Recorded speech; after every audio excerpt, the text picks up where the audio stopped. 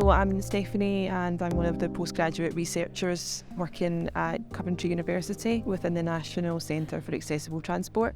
My research focus is working with disabled people, specifically people with reduced mobility, and exploring their experiences of rail travel.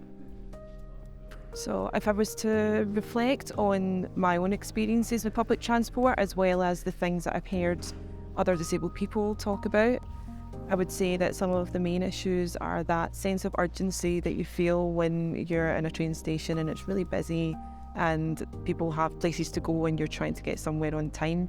That can be quite overwhelming, as well as the issue of things not going to plan. So travel disruption, for example, can lead to a lot more energy expenditure for a person who, for example, like myself, has reduced mobility. And then there's a human element of dealing with people in different moods and also staff being maybe not having the resources to help as much as they would like to sometimes too.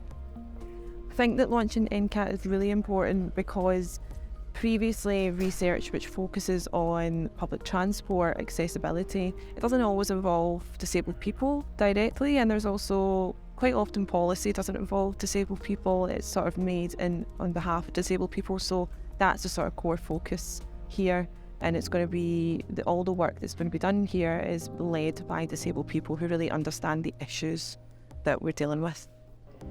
I can barely describe how excited I am and honoured to be a part of ncat.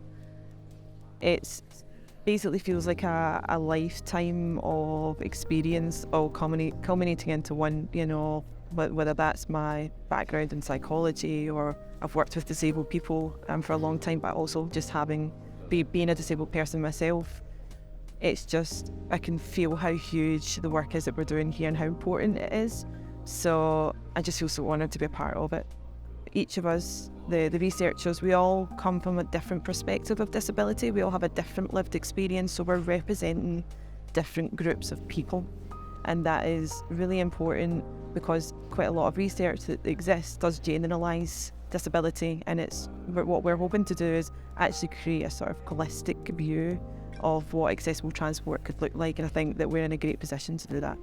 What's amazing to see from an academic standpoint and even just from a human standpoint is the effort that's gone into this by Professor Paul Herriotts, by Motability and by Coventry University to bring this project together and to really create something so meaningful that gives a voice to disabled people.